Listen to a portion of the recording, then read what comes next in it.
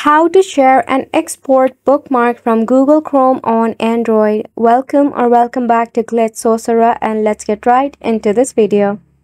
For this, you can just go ahead and launch your Chrome on your Android device. Tap on the three-dot icon at the top of your web browser. Select on Bookmark option. Tap on Mobile Bookmark. From here, you can search for your bookmarks as well. Tap on the three dot next to the bookmark and select on Edit.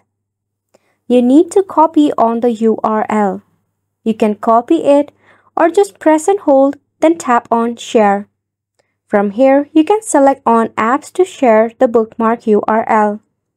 If not, just copy the link, then paste it in any social media platform that you want to share this with. This should be a quick and easy process. However, if you face any of the difficulty regarding it, check out the process. Firstly, you need to press and hold onto your Chrome application. Then, head to your app info. Once you are in here, select on Force Stop. Then head to Storage and Cache to clear it up. This will help to fix any of the bug or the glitch issue. This is the wrap for the video as well. Thank you so much for tuning in.